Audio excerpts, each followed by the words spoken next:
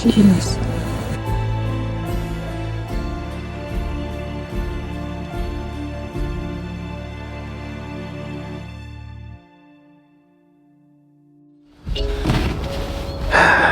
So this is going to be a little different episode today. And yes, that is my truck in the beginning of this video. And that's what we're going to talk about today. This wasn't the video I had planned. The video I had planned for this week was going to be either the 800 F11 versus 200 800 or the teleconverter with the 2 to 800, because that was what I was working on. And if you've been watching the channel like the last video, you know that I was down in Homer and went down there for 4 days with friends, Heidi and Cassie, to get some footage, and we're looking for owls. Didn't find the owls, but we did find everything else. And for those 4 days, we had a amazing weekend. 4 days. We found gray crowned rosy finches. We found rock sandpipers, and I think some dunlins. Some of you guys noticed some dunlins in there amongst all the birds we had. We had ducks, we had eagles, and we had baby otters. That was the most incredible part of the whole 4 days. The baby otters. They were just everywhere. We ended up seeing 4 of them. 3 that were really small, 1 was older, and they were just comical. Just so comical with their moms, and mothers would get a death look on their head or drag them up on the top of the dock, and babies were always getting in trouble. And when the mom would hold them, they'd be kicking and fighting the whole time. It was just cute and comical. Just an amazing time. We had really bad weather until the very last day. Then it got really sunny. Actually, too sunny to shoot, believe it or not. But the morning was awesome because we had the gray crowned rosy finches right at sunrise. The light was falling right across them, just made for just dreamy, shots, just amazing shots around those docks. And we just had a good time is what I'm getting at. But on the way back, things changed. So we're going to head back on Monday. And as we're heading out of town, the tide's coming up. It's like a 23 foot tide coming in. And it was windy on top of that, where we're on that part of the spit, and the sun was dropping, and it was just gorgeous. So we stopped, took a little footage there, and then headed down the road. And our plan was to stop in Anilchek and shoot across the Russian Orthodox church that should have Redoubt Volcano behind it, because we had clear skies. But we didn't make it that far. We got barely 45 minutes out of Homer, heading north, and it happened. The unthinkable. From everybody being just on a high to going into a shock and a low.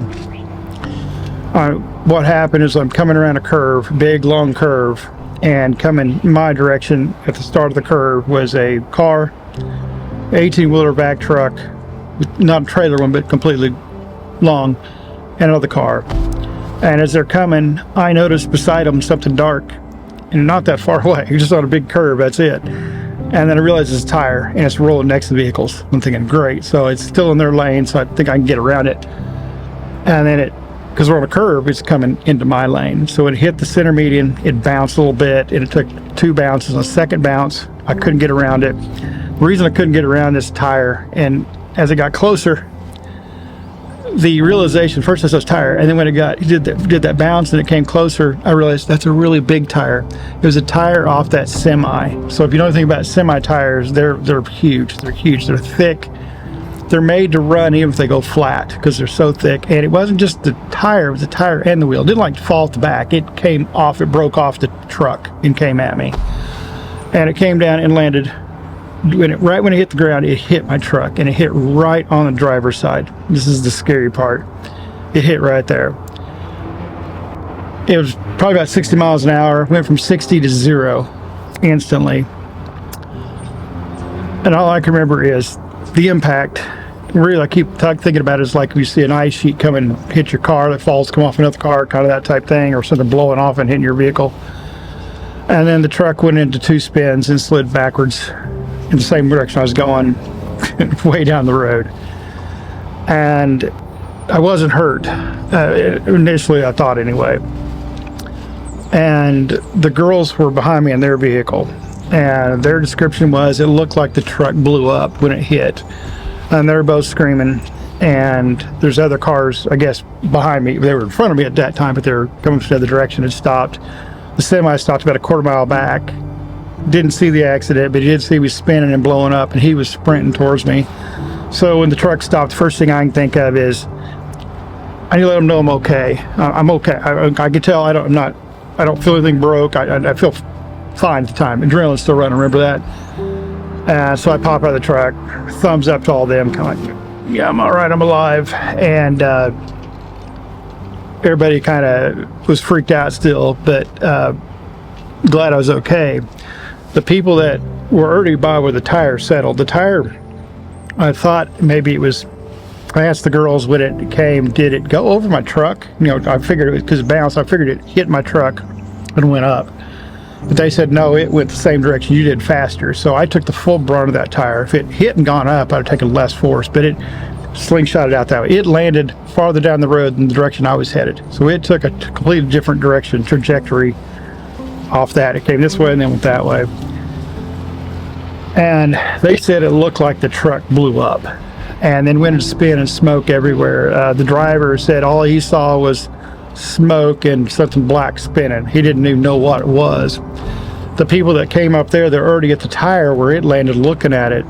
I came to my vehicle first and made sure I saw me okay. But they said they were coming up and they thought it was probably a fatality they're coming up to, the way the truck spun, smoking, and looked. They were really thought this is not going to be good when they get up there, but luckily somebody out there was looking out for me and I was okay.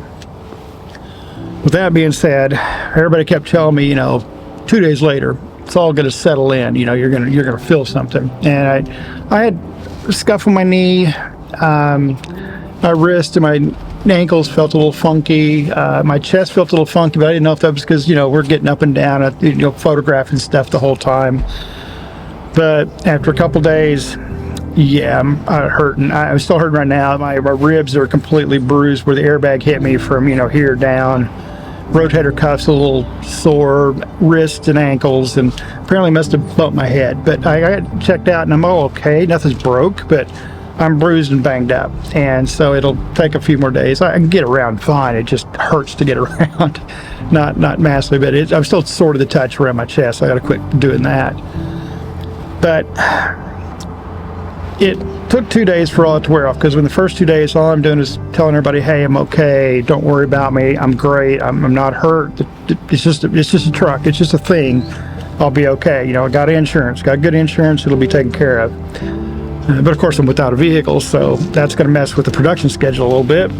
I've got a rental, but it's not going to get up and down where I want to go. It doesn't have studded tires, and you need studded tires in Alaska to really get anywhere besides in town. And even in town, it's sketchy at times.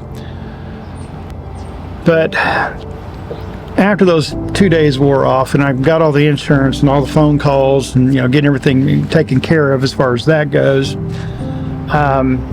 all that adrenaline or whatever's in your system, your brain running 100 miles an hour, wore off. And that's where the pain set in and the gravity of what happened set in. So the biggest part of this accident was how close to done it was. This tire, when it was coming down, so if I'd have been a little bit faster or a little bit slower, if it hadn't hit just the way it did, and the state trooper said this to people that were there at the accident, said if it hadn't happened that way, I'd have been really hurt, because if it had been a little bit higher, it would have gone either way 3 inches higher where it hit, because it hit just square right there. If it had hit anywhere else, it would have gone through the cab of the truck. It would have come, because it hit right at the driver's side, right across, straight from the steering wheel where it hit. It would have gone right through the cab. And I was 3 inches from goodbye, basically. And as that started settling in more after accident happened Monday, about Wednesday night and Thursday, the soreness settled in and all that started settling on how close and how grave this accident was to not being around anymore. So it kind of, I'm not one that sits and dwells and worries and stuff, but if any of you have been in an accident or had illness that you got a big scare, it does kind of wake you up a little bit sometimes to not take things for granted. So that's kind of the real reason I want to make this video, was one, to let you know what's going on, because the production schedule may get a little off, and And you may see a different vehicle at times, maybe in the future. You might ask what was going on. Well, it's what went on. Truck's totaled. It is a mess. But it's about not taking things for granted and being happy for what you've got, basically. Because I remember Friday night or Friday night? Yeah, I think it's Friday night or no, Saturday night. I was pulling images off the camera, and I screwed a lot up. And it happens. Photographers, we don't get it right sometimes, and I wasn't happy with the big batch of images I had. I just did something. The images were good. I'll give you that. They're sharp, they're clean, everything, but I'm always looking for something a little bit more when I'm doing portfolio work. So half time I was doing channel work, which is reviewing and testing things out. The other part is I'm trying to get that wall hanger portfolio shots, things like that. And I just wasn't as happy with them, and I just kind of got down on myself. And now I look back at that going, why? I had a great time. I think when I was out there shooting, a lot of times maybe the images may not have been as good because I was fanboying. There was an incident with an otter that was just beyond all belief. We were watching this older pup and his mom, and he's in this part, and then this older one that was hanging around him a lot, a gray-haired one, was over here, and he went down and came up with clam. He's probably 15, 20 feet from that mom and the pup. And when that pup saw him eating that clam, he went swimming as fast as he could over to that male otter over here. He got up, when he got right up to him, like almost to grab it, the male otter goes, stiff-armed him. Just put his little paw out straight as he could and stiff-armed his little face. The little guy looked like he was all the cartoons where they run with their head like that. And we were laughing so hard watching that. And we both were reviewing, and we both realized we didn't get the images.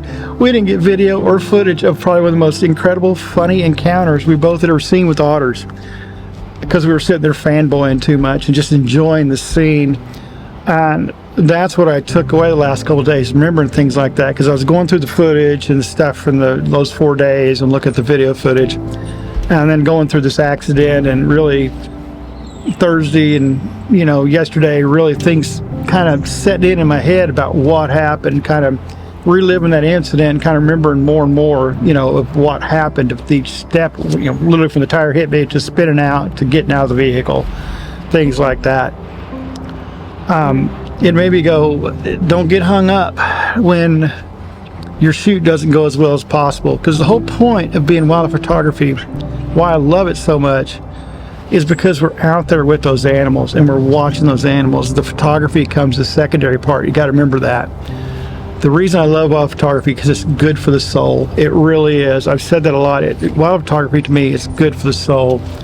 When we were out shooting those otters, and on Friday we had some babies, and they got so close to us. One of them even almost nipped my jacket and nipped Cassie's lens that we were sitting on the edge of those docks. But when they're coming by you, like 3 feet from you, going by and then looking you right in the eye, the little pup's inquisitive. And then Sunday we're out with them. We had them, they were in a small slip, and me and Cassie and Heidi are all laying down around this slip, kind of in a U, watching them. And I had a tie-off block, and I was kind of shooting underneath it.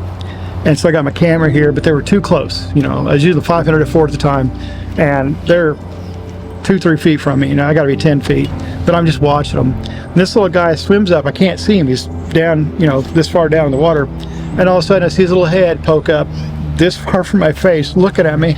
Cocked his head twice, went down, came up again. And then a little bit later, he came swimming up to me and splashed and tried to get water on me. Didn't. 10 minutes later, he comes up again, comes completely out of the water and dives into it and just belly flops and just drowns me. And girls are just laughing and I'm laughing, but I'm soaking wet and it's cold. Gotta wait for this plane. But that's why we do wildlife photography, or why I do it, is to spend time with those animals and seeing those behaviors and those things that makes it so good for the soul. And which leads to the next part about this accident, why I wanted to talk about it, was one, why wildlife photography is so good for me, and it's not taking things for granted, and it is your loved ones and your friends and things like that. I'm lucky to have a great family and great co-workers and neighbors that I have, and especially my wildlife photography community that I'm around here in Anchorage. They are awesome, and then you guys are phenomenal too. It's great because wildlife photographers, for the most part, I've really not met one I didn't like. They're all good people. I've been friends with everybody I meet. I enjoy it. If you're up here in Anchorage or somewhere in Alaska, you run into me, I'm just going to talk to you and we're going to go out and shoot. That's just what I do. Any of you that have been up here and seen me, ran into me, there's been several, you'll know that for sure. I'll take you around. I'll say, hey, let's go over here and look for a fox. Let's go over here and look for a moose. And I'll take you because I know you're coming up here and spending money. So let's go get you a good experience. And that's what makes it so special, just to share the nature and share photography. Photography is just a beautiful art.